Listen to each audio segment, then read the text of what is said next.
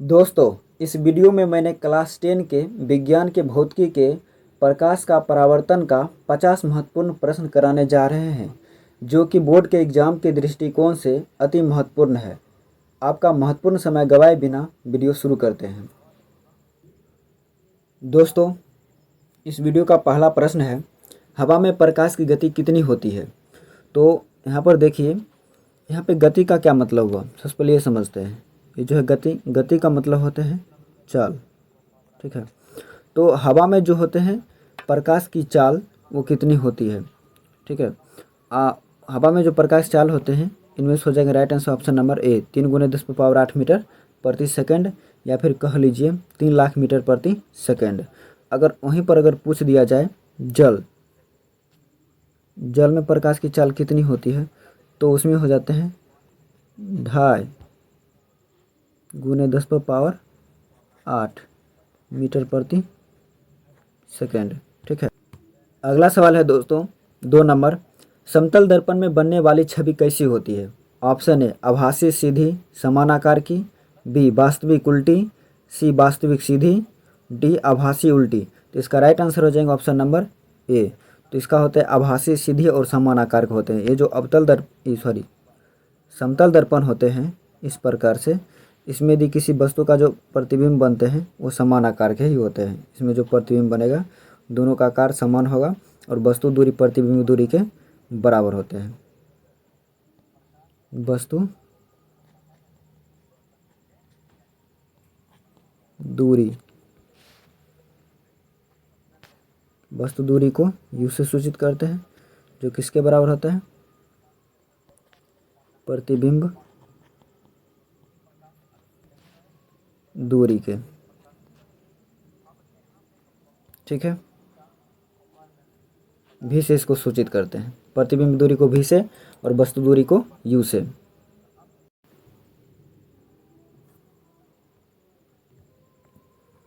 दोस्तों, अगला सवाल है 3 नंबर, समतल दर्पण में बनने वाली छवि का आकार होता है। ऑप्शन ए बड़ा, ऑप्शन बी छोटा, ऑप्शन सी वस्तु के बराबर, ऑप्शन डी इनमें से कोई नहीं। इसका right answer option number C हो जाएंगे, वस्तु के आकार के बराबर होता है। जैसे कि देखेंगे ये क्या है, ये समतल दर्पण होते हैं और समतल दर्पण के सामने में जो है कोई वस्तु रखी हुई है, तो इसका जो आकार होते हैं, इस प्रतिबिंब में जिस वस्तु का आकार बनेगा वो जो है वस्तु के आकार के बराबर बनते हैं। इसका आकार सेम टू सेम उतना ही होगा जितना कि वस्तु का आकार होता है, ठीक है। दोस्तों, अगला सवाल है 4 नंबर, परावर्तन के नियम के अनुसार आपतन कोण और परावर्तन कोण होते हैं। ऑप्शन ए बराबर, ऑप्शन बी अलग अलग, ऑप्शन सी दर्पणों पर निर्भर, ऑप्शन डी इनमें से कोई नहीं। तो इसका राइट आंसर हो जाएंगे ऑप्शन नंबर ए, ठीक है। अब देखिए इस सबको समझाते हैं। इसमें जो होते हैं प्रकाश परावर्तन के नियम के अनुसार जो होता है आपतन कोण परावर्तन कोण के बराबर होते हैं। आपतन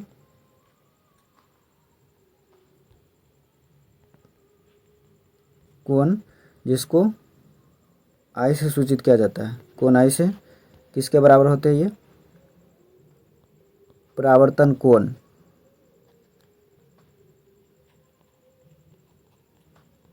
आर से, ठीक है। और इसका दूसरा नियम होता है आपतित किरण, परावर्तित किरण और अभिलंब तीनों एक ही क्या होते हैं बिंदु पर मिलते हैं। जैसे कि हम आपको ये दिखा रहे, देखिएगा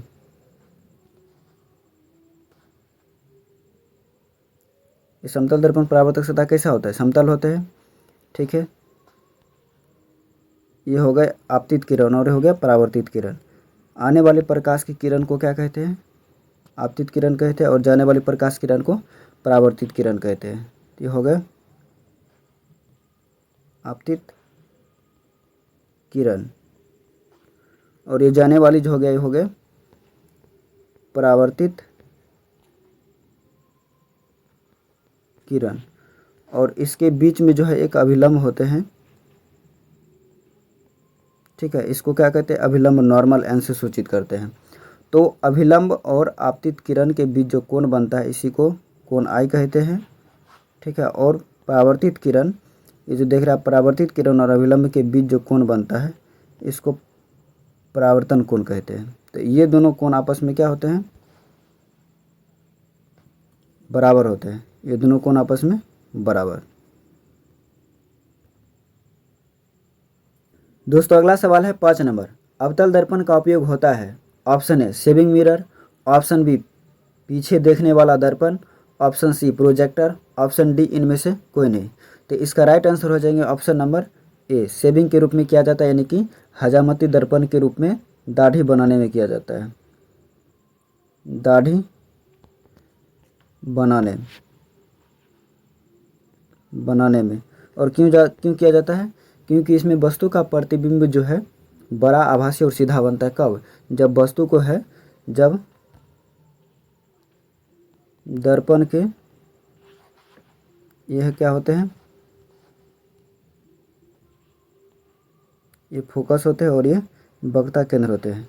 जब वस्तु को ध्रुव और फोकस, ये हो गया ध्रुव, ठीक है, इसके बीच जब वस्तु को रखते तब इसका प्रतिबिंब जो होते बनते हैं आभासी और बड़ा और सीधा बनता है, दर्पण के पीछे बनता है। 7 नंबर सवाल है, अवतल दर्पण में वस्तु को फोकस से परे रखने पर छवि कैसी बनती है। ऑप्शन ए आभासी सीधी, ऑप्शन बी वास्तविक उल्टी, ऑप्शन सी वास्तविक सीधी, ऑप्शन डी आभासी उल्टी। तो इसका राइट आंसर हो जाएंगे ऑप्शन नंबर ए, इसका राइट आंसर हो जाएगा ऑप्शन नंबर बी, वास्तविक और उल्टी बनती है, ठीक है। यानी कि जब जो हम अवतल दर्पण में वस्तु को फोकस और वक्रता केंद्र के, यानी कि क्या कह रहा है सवाल में ही कहा जा रहा है कि फोकस से परे रखने पर, फोकस से परे मतलब ये फोकस है और इसे इधर कहीं भी रखेंगे, ठीक है, वस्तु चाहे यहाँ रखें या फिर इधर रखें, चाहे यहाँ रखें, कहीं भी हम रखेंगे तो वस्तु का प्रतिबिंब हमेशा कैसा बनेगा, ये बनेगा वास्तविक बनेगा, वास्तविक और साथ में उल्टा बनेगा, ठीक है, छोटा बड़ा ऐसे करके बनते रहेगा।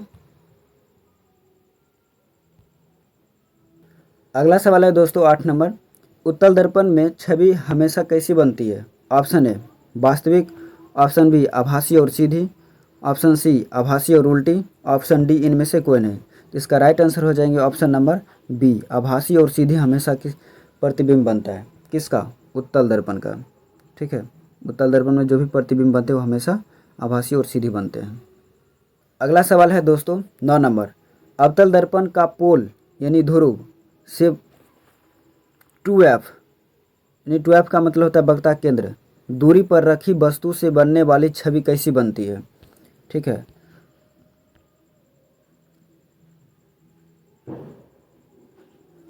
अब समझते हैं, देखिए, तो इसका ऑप्शन ए है वस्तु के बराबर आकार की, ऑप्शन बी बहुत बड़ी, ऑप्शन सी बहुत छोटी, ऑप्शन डी कोई छवि नहीं बनेगी। तो यहाँ पे समझिए इसका मतलब क्या हुआ। तो यहाँ पे कहते हैं वस्तु को जब जो है ना किस में, अवतल दर्पण में 2f दूरी पर रखी जाती है पोल से, कहाँ से, पोल से 2f पर। तो चलिए हम आपको चित्र के द्वारा बताते हैं। ये हो गया आपका अवतल दर्पण, ठीक है। अवतल दर्पण परावर्तक सतह कैसा होता है, धंसा होता है। ये देखिए, ये हो गया फोकस और ये हो गया वक्रता केंद्र। ये जो वक्रता केंद्र होते हैं वो 2f के बराबर होते हैं, यानी कि फोकस दूरी के दुगुनी दूरी होता है, ठीक है। वक्रता त्रिज्या इसको हम बोल देंगे, यहाँ से लेकर के यहाँ तक की दूरी को क्या बोलते हैं, वक्रता त्रिज्या, जिसको हम r से सूचित करते हैं, इसको क्या बोलते हैं, वक्रता त्रिज्या। और जब वस्तु को जो है सी पर रखते हैं, यानी कि 2f पर रखते हैं, ठीक है, तो उसका प्रतिबिंब जो बनते हैं ना इसी के जस्ट नीचे बनता है और उतना ही बराबर आकार के बनता है, ठीक है। जितना आकार इसका होगा उतना ही आकार इसका होता है, समझ गए। तो इसका राइट आंसर हो जाएंगे ऑप्शन नंबर ए, वस्तु के बराबर आकार की बनती है। अगला सवाल 10 नंबर है दोस्तों, प्रकाश का परावर्तन किस कारण होता है। ऑप्शन ए प्रकाश की लहर प्रकृति के कारण, बी प्रकाश की द्रव प्रकृति के कारण, सी प्रकाश की ऊर्जा के कारण, डी इनमें से कोई नहीं। तो इसका राइट आंसर हो जाएंगे ऑप्शन नंबर ए, प्रकाश की लहर प्रकृति के कारण। ठीक है। अगला सवाल है 11 नंबर, दर्पण का केंद्र वह बिंदु होता है, ऑप्शन ए जिससे सभी परावर्तित किरणें गुजरती है, ऑप्शन बी दर्पण के गोल भाग का केंद्र, सी ध्रुवीय धुरी पर स्थित होता है, डी इनमें से कोई नहीं। इसका राइट आंसर हो जाएंगे ऑप्शन नंबर बी, दर्पण के गोल भाग का केंद्र होता है। इसमें क्या कह रहे हैं, कह रहे हैं दर्पण का केंद्र क्या होते हैं। यहाँ पर ध्यान से देखेंगे तो ये जो होते हैं डैश डैश करके, ये क्या होते हैं, अवतल दर्पण जो होता है एक गोलिया दर्पण होता है, जो भी कह लीजिए दर्पण गोलिया होते हैं। तो इसके बीच में क्या होता है, केंद्र होते हैं। अगर इसको इस तरह से रंग दिया जाए तो क्या होते हैं, अवतल दर्पण बन जाते हैं। यदि इसको अंदर से रंग दिया जाए, ठीक है, तो उत्तल दर्पण बन जाते हैं। समझ गए। तो ये क्या है, यही क्या होते हैं, वक्रता केंद्र होते हैं, जिसको हम सी से सूचित करते हैं। ये क्या होते हैं, दर्पण का गोल भाग का केंद्र होता है। अगला सवाल है 12 नंबर, किसी दर्पण का वक्रता केंद्र सी और ध्रुव पी के बीच की दूरी को क्या कहते हैं। तो देखिए इसका राइट आंसर हो जाएंगे option number B is the right answer, focus दूरी हो जाएंगे। ठीक है। कैसे दिखाते हैं आपको, ठीक है। यहाँ पे इस तरह से प्रधान अक्ष है, इसका फोकस एफ हो गए और वक्रता केंद्र सी हो गए। तो ये जो यहाँ से यहाँ तक का दूरी है, और यहाँ पे क्या होता है, दर्पण का ध्रुव होते हैं। तो ये जो है ध्रुव से फोकस के बीच का जो दूरी होते हैं, इसको क्या कहते हैं, इसी को हम फोकस दूरी कहते हैं। फोकस दूरी, और इसको जो है फोकस दूरी को स्मॉल एफ से सूचित किया जाता है। ठीक है।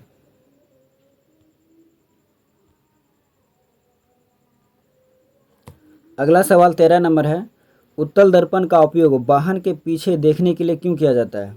ऑप्शन ए यह वस्तुओं को बड़ा दिखाता है, ऑप्शन बी यह वस्तुओं को उल्टा दिखाता है, ऑप्शन सी यह बड़ा क्षेत्र दिखा सकता है, डी इनमें से कोई नहीं। तो इसका राइट आंसर हो जाएंगे ऑप्शन नंबर सी, यह जो है बड़ा क्षेत्र दिखा सकता है उत्तल दर्पण में। और उत्तल दर्पण में वस्तु का प्रतिबिंब हमेशा जो कैसा बनता है, सीधा बनते हैं, आभासी बनता है और छोटा बनता है। अगला सवाल है दोस्तों 14 नंबर, परावर्तन का नियम किन किन सतहों पर लागू होता है। ऑप्शन ए केवल समतल सतह पर, ऑप्शन बी केवल वक्र सतह पर, ऑप्शन सी सभी प्रकार की परावर्तक सतह पर, ऑप्शन डी इनमें से कोई नहीं। तो इसका राइट आंसर हो जाएगा ऑप्शन नंबर सी, सभी प्रकार के परावर्तक सतह पर लागू होते हैं। क्योंकि जो है प्रकाश का परावर्तन का नियम कहता है कि इसमें जो होते हैं, पहला नियम वो क्या होता है, आपतित किरण, परावर्तित किरण और अभिलंब तीनों क्या होना चाहिए, एक ही तल में होना चाहिए। ठीक होगा। ये हो गया आपका ये क्या हो गया, ये हो गया आपका आपतित किरण और ये हो गए परावर्तित किरण, और इसके बीच में जो डाला होता है अभिलंब। ठीक है। और ये तीनों कहाँ मिल रहे हैं, एक बिंदु पर मिल रहे हैं। तो कोई भी सतह हो उसमें अगर ऐसा नियम होता है तो क्या हो जाएंगे, उसमें क्या होगा, परावर्तन का नियम होगा। दूसरा क्या होना चाहिए कि आपतन कोण जो है, आपतन कोण को ऐसे सूचित करते हैं, परावर्तन कोण को आर से। ये दोनों आपस में क्या होगा, बराबर होना चाहिए। ठीक है। तो ये किसी भी सतह के लिए लागू हो जाएंगे। ऐसे मुख्य रूप से ज़्यादातर जो लागू होता है वो होते समतल दर्पण के लिए, ठीक है, या समतल सतह के लिए। अगला सवाल है 15 नंबर, उत्तल दर्पण द्वारा बनने वाली छवि होती है।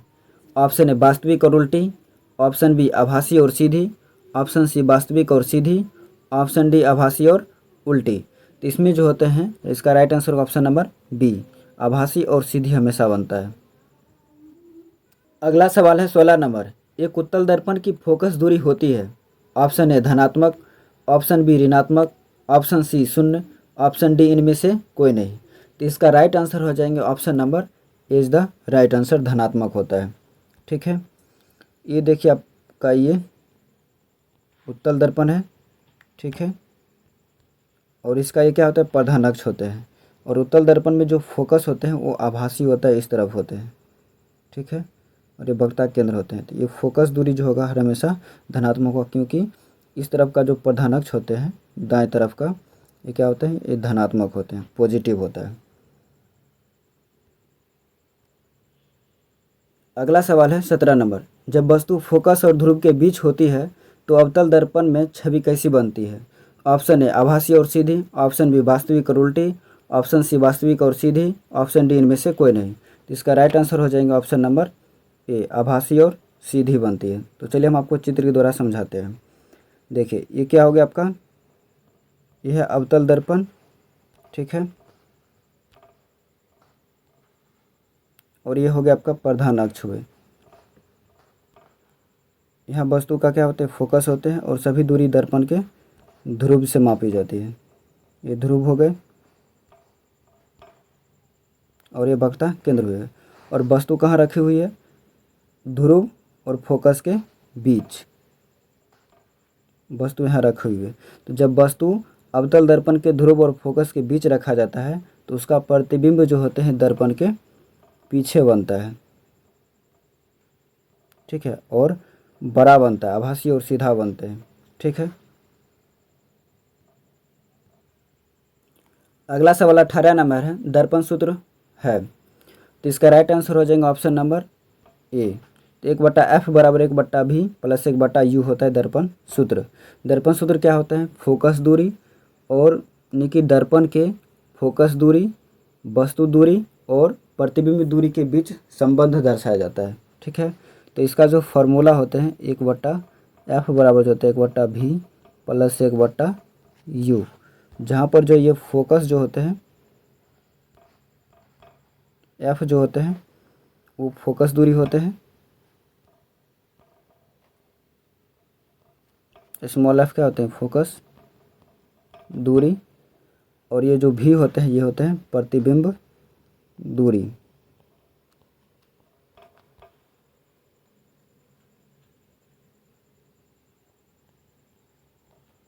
और u जो होते हैं ये होते हैं वस्तु दूरी।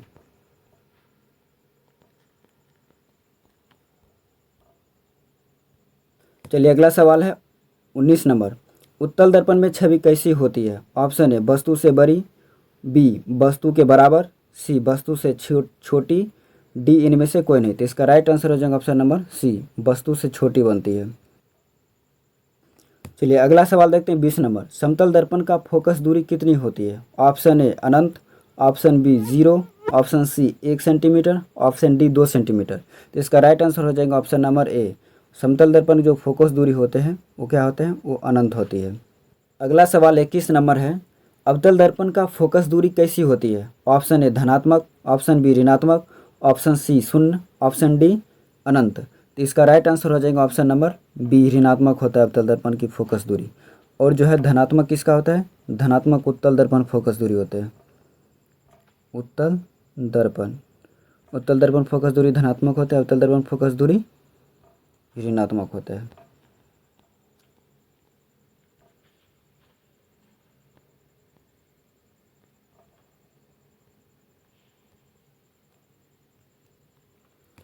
अगला सवाल है दोस्तों 22 नंबर, उत्तल दर्पण के लिए दर्पण का फोकस दूरी होती है, यानी कि ऑप्शन ए धनात्मक होती है, ऑप्शन बी ऋणात्मक होती है, ऑप्शन सी शून्य होती है, ऑप्शन डी इनमें से कोई नहीं। तो इसका राइट आंसर हो जाएगा ऑप्शन नंबर ए, जो कि हमने अभी अभी आपको बताया है।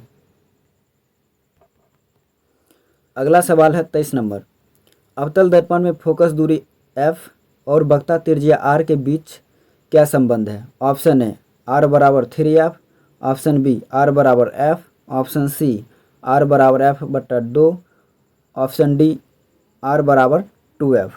तो देखिए समझते हैं, यहाँ पे क्या है, ये अवतल दर्पण है, ठीक है, इसका ये प्रधान अक्ष हुए, और यहाँ क्या होता है दर्पण का ध्रुव P होते हैं, और यहाँ पे f होता है फोकस दूरी, और ये जो होता है वक्ता केंद्र C होते हैं। तो ध्रुव और फोकस के बीच की दूरी, फोकस के बीच की दूरी को फोकस दूरी कहते हैं, और जो है ध्रुव से वक्ता केंद्र C के बीच की दूरी को क्या कहते हैं, वक्ता त्रिज्या कहते हैं, R कहते हैं, ठीक है। तो ये जो R होता है, यहाँ से यहाँ तक के जो दूरी होते हैं वो जो होता है फोकस दूरी के दुगुना होता है, यानी कि 2f के बराबर होते हैं, ध्यान रखिएगा। यहाँ से यहाँ तक का जो दूरी होता है इस दूरी के दुगुना होता है, यानी कि जितना यहाँ तक की दूरी होता है उतना ही यहाँ से यहाँ तक की दूरी होता है। तो एफ जुट करके क्या हो जाते हैं, 2f हो जाता है, और इसी 2f को क्या कहते हैं, r कहते हैं। ठीक, तो इसका राइट आंसर हो जाएगा ऑप्शन नंबर डी, r बराबर 2f। अगला सवाल है दोस्तों 24 नंबर, वस्तु को अनंत पर रखने पर अवतल दर्पण में छवि कहाँ बनती है? ऑप्शन ए सी पर, ऑप्शन बी पी पर, ऑप्शन सी फोकस पर, ऑप्शन डी इनमें से कोई नहीं। तो इसका राइट आंसर हो जाएगा ऑप्शन नंबर सी एफ पर। एफ मतलब फोकस पर। ठीक है, फोकस पर बनता है।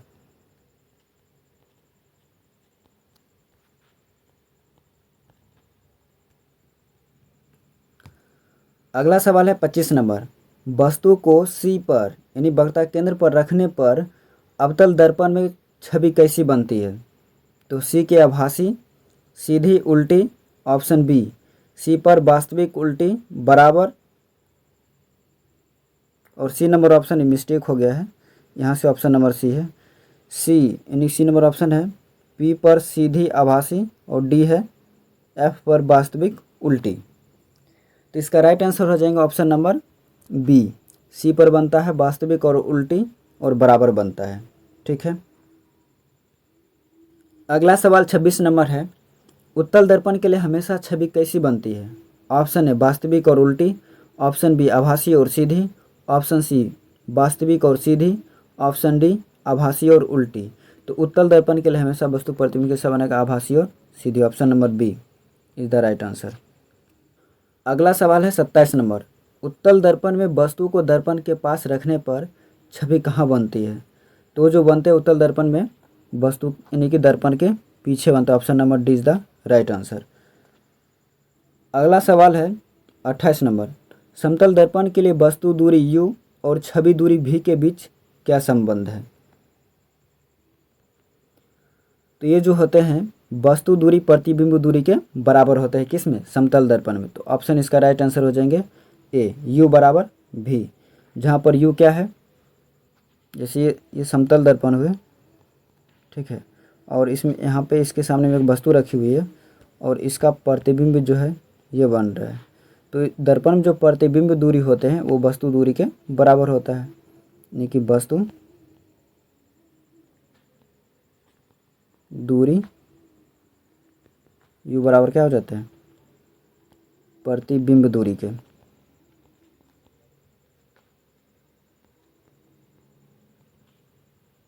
जिसको भी से सूचित करते हैं। ठीक है दोस्तों, अगला सवाल 29 नंबर है, दर्पण में छवि के उल्टी होने का क्या अर्थ होता है? ऑप्शन ए सिर और पैर बदल जाते हैं, ऑप्शन बी दाईं ओर और बाईं ओर बदल जाते हैं, ऑप्शन सी वस्तु और छवि के बीच कौन बदलता है, ऑप्शन डी इनमें से कोई नहीं। तो इसका राइट आंसर हो जाएगा ऑप्शन नंबर ए, सिर और पैर एक दूसरे से बदल जाते हैं। जैसे कि देखिए यहाँ पर ये होते हैं, कोई वस्तु होते हैं और इसका ये सीधा है और इसी का प्रतिबिंब यदि जो है दर्पण के जो है क्या हो उल्टा बनने लगे तो क्या होता है? इसका मुंह ऊपर है लेकिन नीचे हो गया, इसका पैर क्या है? नीचे है लेकिन इस तरफ देखिए किस प्रकार से हो गया है। अगला सवाल है 30 नंबर, उत्तल दर्पण का उपयोग किस में किया जाता है? Option A makeup mirror, option B वाहन का side mirror, option C headlight, option D सौर कुकर। इसका राइट आंसर हो जाएगा ऑप्शन नंबर बी, वाहन के साइड मिरर के रूप में। और मेकअप मिरर के रूप में किया जाता है समतल दर्पण का, समतल दर्पण का उपयोग करता है। और हेडलाइट और सोलर कुकर इन दोनों में किया जाता है अवतल दर्पण का। ठीक है, अगला सवाल है 31 नंबर, उत्तल दर्पण में फोकस दूरी धनात्मक होती है क्योंकि? ऑप्शन ए वह हमेशा आभासी छवि बनाता है, ऑप्शन बी वह प्रकाश को फैलाता है, ऑप्शन सी वह वस्तु के छवि बनाता है, ऑप्शन डी सभी सही है। तो इसका राइट आंसर होगा ऑप्शन नंबर डी, सभी क्या है? सही है। अगला सवाल है 32 नंबर, दर्पण का ध्रुव P क्या होता है? दर्पण का केंद्र, बी दर्पण का शीर्ष बिंदु, सी दर्पण का तल, डी इनमें से कोई नहीं। इसका राइट आंसर होगा ऑप्शन नंबर बी। दर्पण का शीर्ष बिंदु कहो या दर्पण को दो बराबर भागों में काटने वाला जो होता है वही, वो दोनों एक ही होते हैं। ठीक है, ये जो इसके बारे में पूछ रहे हैं, दर्पण का शीर्ष बिंदु, इसको क्या कहते हैं? ये प्रधान अक्ष होता है, यहीं पे क्या होते हैं? ध्रुव होते हैं, और इसी ध्रुव के बारे में चर्चा करा जा रहा है, क्योंकि ध्रुव पी। ठीक है, अगला सवाल है 33 नंबर। उत्तल दर्पण की फोकस दूरी धनात्मक क्यों मानी जाती है? ऑप्शन ए, क्योंकि वह पीछे की ओर फोकस करता है। ऑप्शन बी, क्योंकि वह वास्तविक छवि बनाता है। ऑप्शन सी, क्योंकि वह आभासी छवि बनाता है। डी, इनमें से कोई नहीं। तो इसका राइट आंसर हो जाएंगे ऑप्शन नंबर ए, क्योंकि वह जो है पीछे की ओर फोकस करता है। दोस्तों अगला सवाल 34 नंबर है। अवतल दर्पण के लिए वस्तु और छवि के बीच संबंध कैसे लिखा जाता है? ऑप्शन ए, 1/v बराबर 1/u minus 1/f। Option B, 1/f बराबर 1/v minus 1/u। Option C, 1/f बराबर 1/v plus 1/u।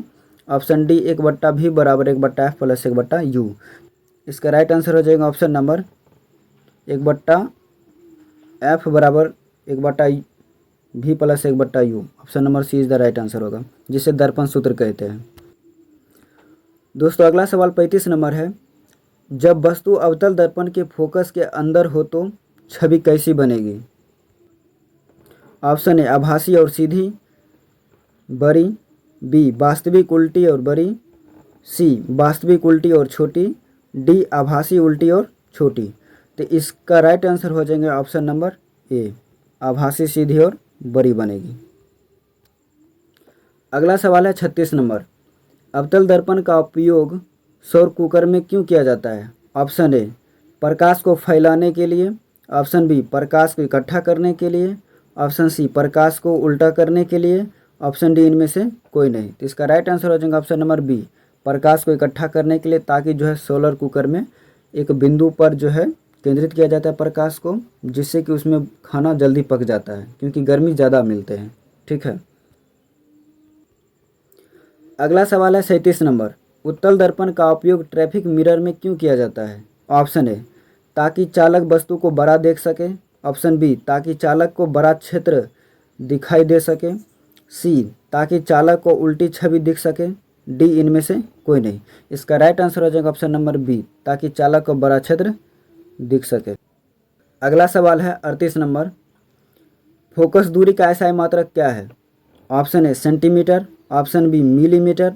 Option C, kilometre. Option D, metre. इसका राइट आंसर हो जाएगा ऑप्शन नंबर डी, मीटर। दोस्तों अगला सवाल है 39 नंबर। परावर्तन में आपतित किरण और परावर्तित किरण किसके सापेक्ष मापी जाती है? ऑप्शन है, परावर्तक सतह के सापेक्ष। ऑप्शन बी, अभिलंब के सापेक्ष। ऑप्शन सी, सीधी रेखा के सापेक्ष। ऑप्शन डी, इनमें से कोई नहीं। तो इसका राइट आंसर हो जाएगा ऑप्शन नंबर बी, अभिलंब के सापेक्ष। अगला सवाल है 40 नंबर। परावर्तन का नियम कहता है। ऑप्शन है, आपतन कोण परावर्तन कोण के बराबर होता है। ऑप्शन बी, आपतन कोण बड़ा होता है परावर्तन कोण से। ऑप्शन सी, आपतन कोण से बड़ा होता है परावर्तन कोण। ऑप्शन डी, इनमें से कोई नहीं। तो इसका राइट आंसर हो जाएगा ऑप्शन नंबर ए, आपतन कोण परावर्तन कोण के बराबर होते हैं। इनकी आपतन को कोण आई से सूचित करते हैं, परावर्तन को कोण आर से। ये आपस में क्या होते हैं? बराबर होते हैं। अगला सवाल है 41 नंबर। प्रकाश की किरण दर्पण से परावर्तित होती है तो उसकी चाल बढ़ जाती है। ऑप्शन बी, घट जाती है। ऑप्शन सी, समान रहती है। ऑप्शन डी, बदल जाती है। तो इसका राइट आंसर हो जाएगा ऑप्शन नंबर सी, समान रहती है, ना ही घटती है ना ही बढ़ती है। अगला सवाल 42 नंबर है। अवतल दर्पण का उपयोग नहीं होता है। ऑप्शन ए, फोकस करने के लिए। ऑप्शन बी, वस्त्र धोने के लिए। ऑप्शन सी, शेविंग के लिए। ऑप्शन डी, सौर ऊर्जा संरक्षण के लिए। तो इसका राइट आंसर हो जाएगा ऑप्शन नंबर बी, वस्त्र धोने के लिए जो है अवतल दर्पण का उपयोग नहीं किया जाता है। शेविंग के लिए यानी दाढ़ी बनाने के लिए किया जाता है। दाढ़ी बनाने के लिए किसका इस्तेमाल करते हैं? अवतल दर्पण का उपयोग किया जाता है। और सौर ऊर्जा संग्रहण में भी किसका इस्तेमाल करते हैं? अवतल दर्पण, जो सोलर पैनल होता है या फिर सौर कुकर जो होता है। ठीक है, इसमें अवतल दर्पण का उपयोग किया जाता है। अवतल दर्पण के उपयोग में कौन सा सही नहीं है? ऑप्शन ए, कार का headlight, option B shaving mirror, option C truck का साइड मिरर, ऑप्शन डी सौर कुकर। तो इसका राइट आंसर हो जाएगा ऑप्शन नंबर सी, ट्रक का साइड मिरर। क्योंकि ट्रक का जो साइड मिरर होते हैं उसमें क्या लगा रहता है, उत्तल दर्पण लगा रहता है, ताकि पीछे की वस्तु को आसानी से देखा जा सके। ठीक है। वहीं कार के हेडलाइट में जो अवतल दर्पण होते हैं, सेविंग मिरर यानी कि दाढ़ी बनाने में अवतल दर्पण का उपयोग होता है। सौर कुकर में भी जो होता है अवतल दर्पण का ही उपयोग होते हैं।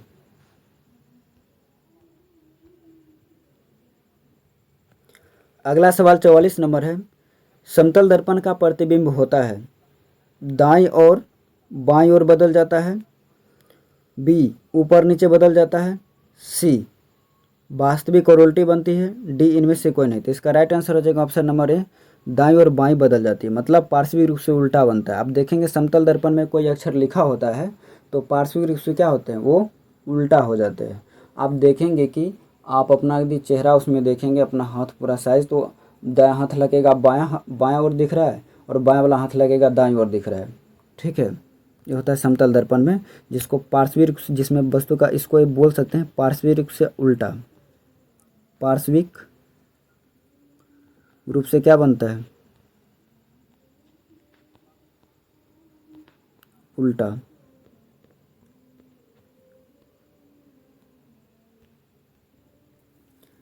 अगला सवाल है 45 नंबर। आपतन कोण 40 डिग्री हो तो परावर्तन कोण कितना होगा? Option A 50 degree, option B 60 degree, option C 80 degree, option D 40 degree.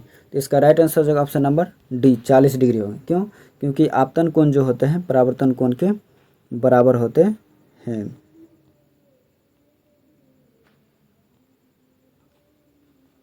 परावर्तन कोण यानी कि कोण आई बराबर कोण आर।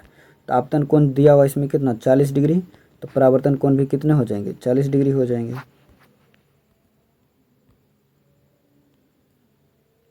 अगला सवाल है 46 नंबर। उत्तल दर्पण में छवि हमेशा, ऑप्शन ए वास्तविक और उल्टी, ऑप्शन बी आभासी और सीधी, ऑप्शन सी वस्तु के आकार की, ऑप्शन डी इनमें से कोई नहीं।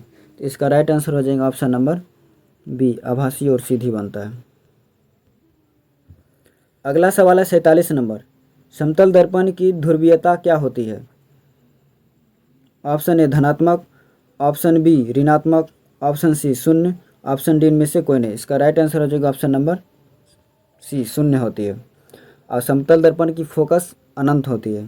फोकस क्या होते हैं, फोकस अनंत होती है, और ध्रुवीयता क्या होते हैं, शून्य होती है। यानी कि जो होता है ना, इसे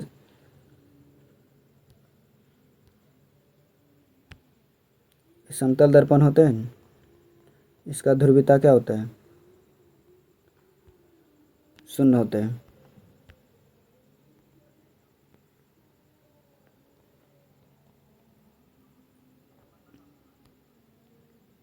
अगला सवाल 48 नंबर। दर्पण का चित्र बनाने के लिए किस नियम का उपयोग होता है?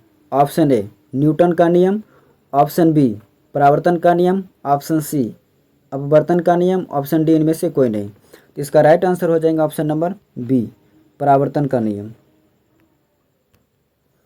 अगला सवाल है 49 नंबर।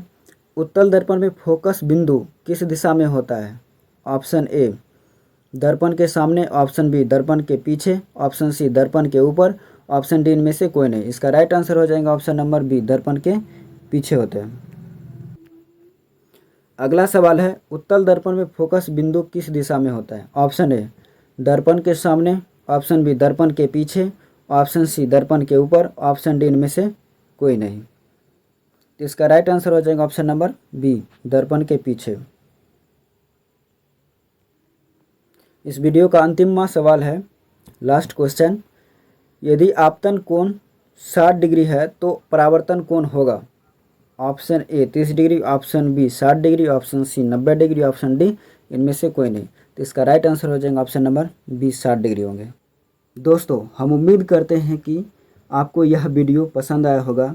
यदि यह वीडियो आपको थोड़ा सा भी हेल्पफुल लगा हो तो वीडियो को लाइक, शेयर और मेरे चैनल को सब्सक्राइब कर लीजिए, और कमेंट बॉक्स में कमेंट करिए कि अगले बार आप किस टॉपिक के ऊपर वीडियो चाहते हैं। पूरा वीडियो देखने के लिए आपका धन्यवाद।